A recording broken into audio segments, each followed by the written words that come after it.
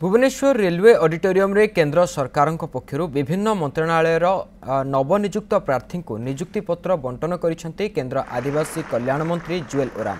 देश में नियुक्ति सृष्टि और युव सशक्तिकरण प्रति सरकार निरंतर प्रतिबद्धतार अंश स्वरूप आज प्रधानमंत्री नरेंद्र मोदी देशर 40टी स्थान में वीडियो कॉन्फ्रेंस माध्यम 51,000 रु अधिक नियुक्ति पत्र बंटन करिसेंते। प्रधानमंत्री अवसर में नियुक्ति प्राप्त प्रार्थी मानक संबोधित करथिले।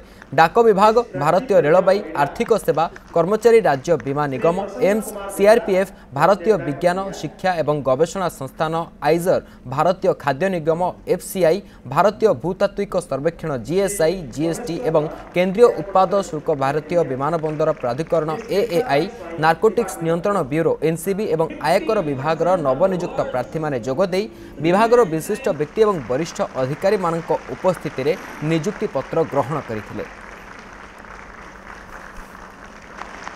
भारत सरकार 17तम रोजगार मेला 51,000 रु अधिकार लोकों को आज चाकरी दिया गला।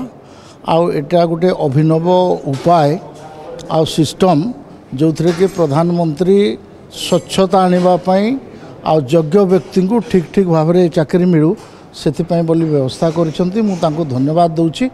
आज जो लोक मैंने चाकरी पाइले तांको भी मु कांग्रेचुलेसन दूची।